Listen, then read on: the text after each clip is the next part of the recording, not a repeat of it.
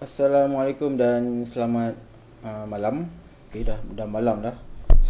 So ini adalah video respon untuk status sebelum ni mengenai soal jawab. Okay. Kalau anda perasan mic ni saya letak jauh sikit ni. Tapi suara saya masih clear, betul tak? Sebabnya hari tu yang tak dengar tu sebab saya salah setting, bukan salah mic. Okay, kita teruskan. Okay, saya perasan ada beberapa soalan. Okay, terima kasih kepada mereka yang bertanya. Tapi saya ada perasan banyak berkenaan dengan agent, stokis. Okay, actually saya bukan orang yang layak untuk jawab soalan ni. Sebabnya saya masih baru. Cuma saya boleh kongsi apa yang saya dah lalui lah. Okay. So macam mana nak dapatkan ejen yang aktif? Cara saya ialah saya tapis daripada awal. Okay, yang mana saya hanya memilih ataupun saya hanya berurusan dengan mereka yang betul-betul yakin mereka boleh jual, ataupun yang mereka yang memang boleh jual. Okay, saya ambil contoh. Okay, saya tunjuk contoh ni. Ini adalah conversation saya bersama dengan Puan Nur Sarimah. Okay, nampak ni. Dia tanya hari tu dia nak jual lah saya punya produk baju tulang belakang ni. So dia tanya kena buka page baru ke cadangan. Page baru. Kemudian dia kata dia ada belajar sikit-sikit FB Ads. Okay, kemudian saya minta ni, macam ni, akak cuba buat marketing dulu, cari ada tak customer yang berminat, baru ambil stok. Okay, biasanya saya akan reply macam ni. Kalau mereka tanya pasal marketing ke apa, saya minta mereka cuba jual dulu. Okay, saya tak nak mereka ambil stok. Okay, saya tak nak mereka ambil stok, lepas tu tak terjual. Kenapa saya buat macam ni? Sebab saya pernah lalui situasi di mana saya sendiri ambil stok secara melulu, secara tanpa soal selidik. Saya nampak orang lain jual, okey, saya pun terus ambil stok. Last bila saya cuba jual, tak boleh. Saya tak nak jadi macam tu dekat saya punya ejen lah. Okey, itu sebab tu saya cuba tapis daripada awal lah. Saya tak nak ejen saya lalui benda yang sama. Okey, setakat ni saya punya ejen tak ramai pun, dalam 40 orang je. Okey, yang aktif. Kalau yang dropship tu ramai lah, beratus lah, mungkin beribu kalau yang dropship. Stokis pun lebih kurang dalam 10-11 orang macam tu. Setakat ni lah. Okey, kalau anda nak belajar lagi pasal ejen, anda better belajar dengan orang yang ada pengalaman lah. Yang contoh macam produk Nur Aisyah kan, sampai 2,000 dia punya ni. Lepas tu tuan yang yang urut, saya tak ingat apa nama dia, yang sakit lutut tu untuk mak ayah tu, Jail Amani. Anda boleh rujuk seminar gergasi hijau. Cuba anda datang seminar gergasi hijau, dia ada, tak silap saya, dia ada cerita pasal ejen dan stokis ni. Okey, setakat ni itulah perkongsian saya mengenai ejen dan stokis. Cuma kena tapis. Okey, tapis. Dia lambat tapi berbaloi daripada saya bagi tahu huha-huha pasal kelebihan jadi ejen, kelebihan pendapatan, potensi pendapatan, tunjuk pendapatan ejen-ejen yang dah aktif. Kemudian ramai orang bayar saya, tapi bila dah bayar tak terjual. Saya tak nak macam tu. Okey. Kita next soalan yang seterusnya. Tuan pula, Sis Khairunisa, dia tanya nak coaching sistem ejen. Saya tak ada buat coaching, minta maaf. Tapi kalau nak belanja saya makan burger, boleh lah, setimbang burger ke steak ke spaghetti, boleh. Kita boleh bincang. Salam tuan, salam Zian. Soalan daripada Amir Hakim, Clickbank masih relevan ke sekarang? relevan, selagi website dia masih wujud, selagi sistem dia boleh digunakan, selagi mereka masih hantar payment. Setakat ni saya masih terima payment, maka relevan lah, masih relevan lah. Sifu masih buat ClickBank lagi tak? Ya, buat. Tak, saya buat tapi tak macam dulu lah, sebab sekarang saya fokus agent dengan stockist ni. Okay, jadi dah kurang lah. Satu benda yang saya nak share, okay, actually bila kita macam ClickBank ni, ClickBank ke ataupun jual ebook, dia kepuasan dia tak macam ni tau. Dia best, dia seronok, tapi tak puas sebab kita makan seorang-seorang. Okay, kalau macam sekarang ni saya ada agent yang ada stockist, seronok bila dapat tahu yang diorang ni buat income, diorang restock lagi, seronok lah. Okay, actually saya dapat untung tak banyak pun untuk produk baju tulang belakang ni, sebab nak bagi dengan kawan lagi, kena nak bayar staff lagi yang reply WhatsApp, yang handle stock lagi.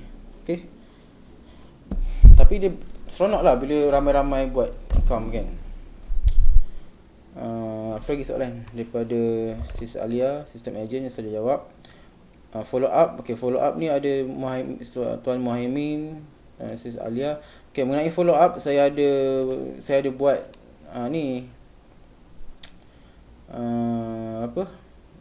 saya ada buat video pasal follow up ni. ASEAN Database. Cuba anda search ASEAN Database. Nampak? Ni. Ada budak pakai baju warna merah ni. Ini pasal follow up. Cara follow up dengan betul. Okay. Saya siap jawab. Kita kembali. Ada soalan lagi. Tuan Norizwan Azlan ditanya macam mana tuan boleh kekalkan passion tuan dalam menjalankan perniagaan. Okay, actually passion tak adalah. Passion saya terlalu tinggi sangat. Saya bukan orang bisnes. Saya lebih kepada marketing. Dan apa yang menyebabkan saya berterusan buat benda yang saya suka ni adalah kerana lifestyle. Okay, kalau anda lihat kat sini, saya dari pagi, kalau saya dari pagi sampai malam saya nak duduk kat sini, boleh, tak ada siapa nak marah. Siang tadi saya makan cendol, tak ada orang nak marah, tak ada orang nak bagi arahan. Makan cendol setengah jam je, tak ada. Okay, lepas tu petang tu saya beli kerusi. Kerusi ni kerusi baru tadi, dekat IKEA. Tak ada pun orang nak marah. Saya tak minta duit kat siapa-siapa. Okay, saya pergi ATM, keluar duit, pergi IKEA, ambil. Just simple. Senang cerita, saya tak suka kerja dengan orang lah. Okay, so saya kena buat benda ni supaya saya boleh terus berada dalam keadaan yang bebas. Okay, saya nak pergi mana-mana boleh. Dia macam tu lah. Tak ada orang nak bagi arahan ni, arahan tu. Itulah yang menyebabkan saya nak terus kekal macam ni. Dan saya kena buat kerja yang saya suka. Salah satunya macam sekarang ni, saya berkomunikasi dengan anda. Okay, ada lagi tak soalan? Follow up, sila rujuk video yang saya buat. Agenda. Makwa siapa nama? Makwa saya Mira Filza. Cuma belum diumumkan lagi lah. Okay. Tuan Salamah Ahmad. Sis ke tuan ni? Sis. Ni gambar husband ni kot. Okay, salam tuan. Nak tahu cara simpan database customer. Okay, simpan database customer. Tengok database apa yang anda nak simpan. Okay, kalau anda nak simpan nombor telefon, saya prefer Google Form, paling senang lah. Okay, tapi actually ada sistem yang lebih canggih. Saya tak ingat apa nama sistem tu. Okay, tapi anda senang cerita, anda boleh guna Google Form. Okay, ni Google Form. Okay, nak tahu, anda buka blog saya, internetmudah.com. Cari post yang berkaitan dengan mahu bina borang tempahan. Sebabnya apa tahu? Bila customers isi dekat Google Form, data tu dia automatically masuk dekat anda punya Google Drive. Google Drive. Okey, lepas tu anda klik pada sheet. Okey, SHEET sheet. Sheet. Dah buka sheet tu, dia akan muncul dekat bahagian sheet. Okey, dia macam Excel lah. Lepas tu anda boleh lah nak guna untuk apa sepulang. Just bagi link Google Form tu. Okay, macam mana nak buat diorang isi. Contohnya macam, katalah diorang dah beli. Okay, diorang dah beli barang. Lepas tu minta diorang sila masuk isikan maklumat di link berikut. Kalau tak isi, tak dapat produk. Tu contoh arahan supaya mereka isilah. Anda mungkin boleh fikirkan cara yang lain. Contoh macam, bagi mereka yang isi form berikut akan menang sekian-sekian, ataupun bagilah cabutan bertuah ke. Okey, Tuan Aril ditanya besarkan perut. Tak apalah, makan banyak dah besar. Bagaimana nak tarik ejen? Okey, tarik ejen saya guna 100% saya guna FB. Setakat ni saya guna Facebook profile saja. Saya tak guna channel lain. Okey, Telegram hari tu sekejap je. Okey, sis Aurora Kasih. Okey, sis Aurora Kasih ditanya macam mana nak pemasaran restoran. Okey, saya cadang guna FB Ads saja. Cuma setting tu make sure lokasi tu pastikan ialah kawasan tu, lokasi yang anda setting pada FB Ads tu berdekatan dengan anda punya restoran. Okey, itu online. Kalau offline, letak banner besar sikit dekat pintu ataupun dekat atas restoran tu. Dan juga banner letak di laluan menuju ke kedai. Okey, dan pastikan banner tu menyerlah lah. Okey. Baru-baru ni saya ada lalu dekat jalan raya. Tengah hari saya haus sangat. Saya nak cari air. Kemudian saya nampak ada signboard, dia warna kayu je, kayu ke kotak-kotak dia. Lepas tu dia tulis guna marker pen warna hitam. Dia tulis air kelapa di depan. Okey, kemudian masa tu saya nampak tu, saya buat tak tahu je. Lepas tu saya nampak lagi. Kali kedua tu saya rasa macam aku kena beli ni. Cuma masa tu saya terpaksa belok kanan. Kedai dia kat belah kiri. Kalau saya belok kiri, saya dah beli dah. So nampak tak betapa pentingnya kita letak message tu sepanjang laluan menuju ke kedai. Okey. Cubalah cari jalan macam mana kita boleh buat orang nampak sepanjang dia berjalan.